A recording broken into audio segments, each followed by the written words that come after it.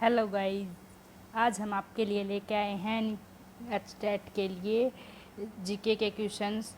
महत्वपूर्ण क्वेश्चंस है, संविधान से रिलेटेड क्वेश्चंस है, यानी कि पॉलिटी से संबंधित क्वेश्चन है, जो कि एसएसटी के लिए बहुत इम्पोर्टेंट रहेंगे। और अदर एग्ज़ाम में भी इन क्वेश्चनों में से क्वेश्चंस कई बार एग्ज़ामों में देखने को मिलते हैं। चलिए चलते हैं हम क्वेश्चन नंबर फर्स्ट पे। किस अधिनियम के द्वारा भारत में जो प्रांतों की स्वायत्तता प्रदान की गई है? किसके द्वारा? अधिनियम 1935 के द्वारा, यानी कि भारत सरकार अधिनियम 1935 द्वारा, भारत सरकार अधिनियम 1935 के द्वारा क्या की गई है? प्रांतों के अंतर्गत स्वायत्तता प्रदान की गई, स्वतंत्रता या स्वायत्तता प्रदान की गई है। शासन की एकात्मक पद्धति का लाभ है, यानी कि शासन के अंतर्गत जो एकात्मक पद्धति है उसको क्या लाभ है? यानी कि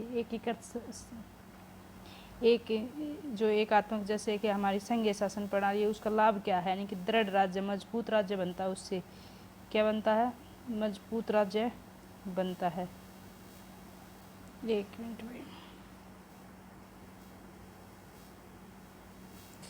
क्या बनता है? मजबूत राज्य बनता है। क्वेश्चन नंबर थर्ड पे चलते हैं हम।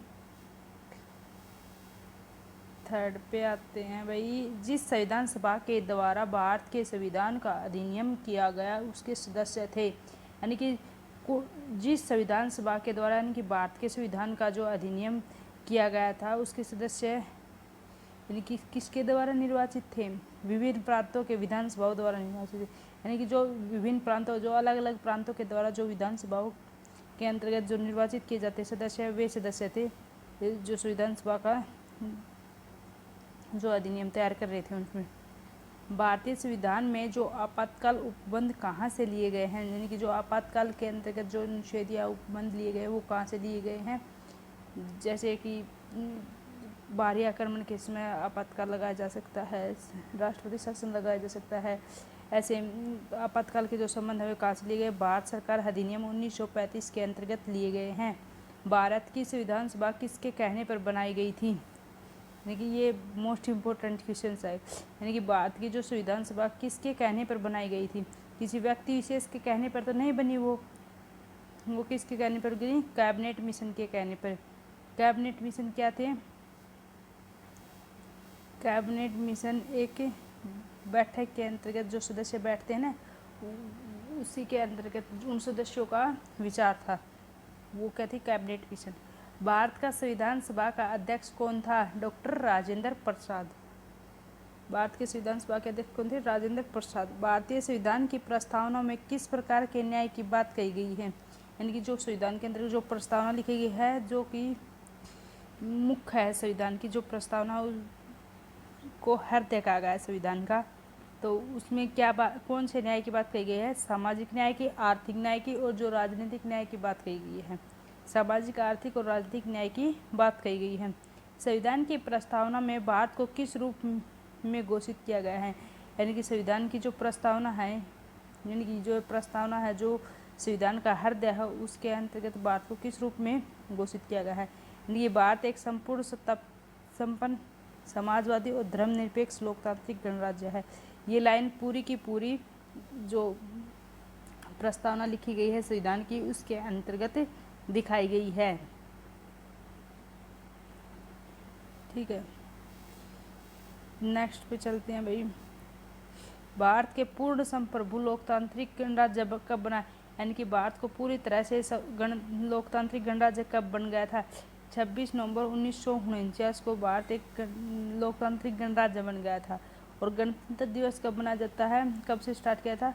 26 जनवरी 1950 को भारत एक गणतंत्र दिवस के रूप में मनाया जाने लगा। भारत को लोकतांत्रिक गणतंत्र के दिवस में कब मनाया जाने लगा? 26 जनवरी 1950 को बनाया जाने लगा। बन कब गया था? 26 नवंबर 1949 को बन गया था।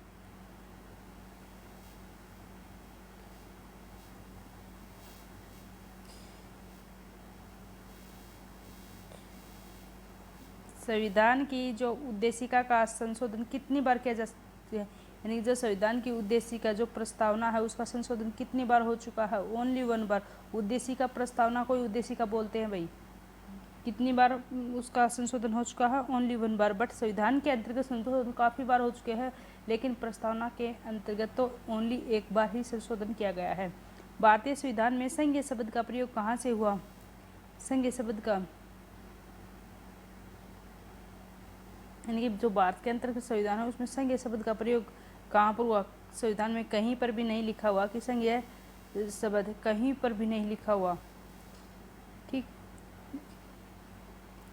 भारतीय संविधान के अनुच्छेद 1 में यह घोषणा की गई है कि इंडिया अर्थात भारत खालिस्तान है।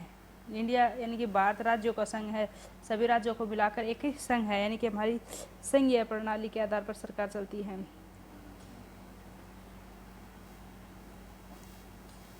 किस अनुच्छेद में इंडिया को भारत भी कहा गया? अनुच्छेद 1 में। ये देखना भाई पक्का, किस अनुच्छेद में इंडिया को भारत कहा गया? जो इंडिया था पहले नाम भारत का, उसको भारत कौन से अनुच्छेद में कहा गया? अनुच्छेद 1 में कहा गया भारत। भारत में किस प्रकार का संघवाद देखा गया है?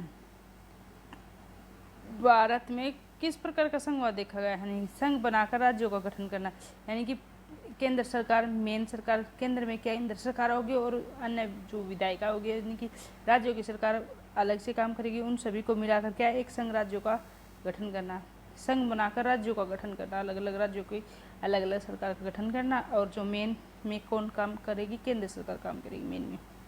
भारतीय संविधान कब लागू हुआ? 26 नवंबर 1950 को।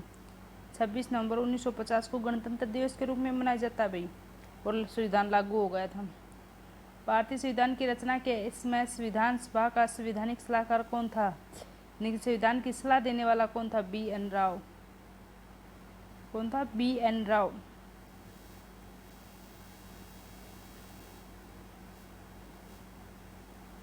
सरकार की किस प्रणाली में द्विसदनीय पद्धति एक अनिवार्य लक्षण है?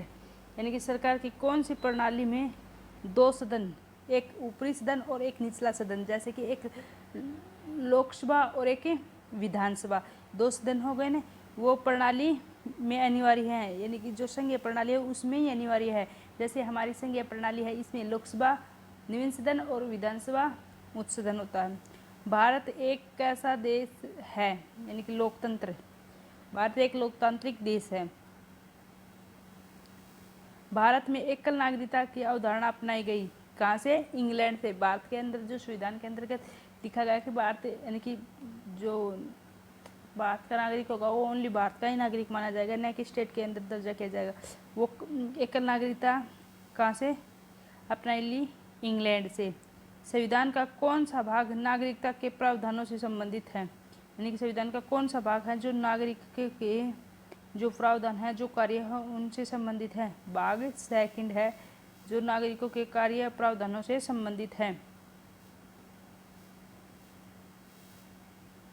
ठीक है भाई, आज हम आपके लिए इतने लेके आए हैं और कल करें।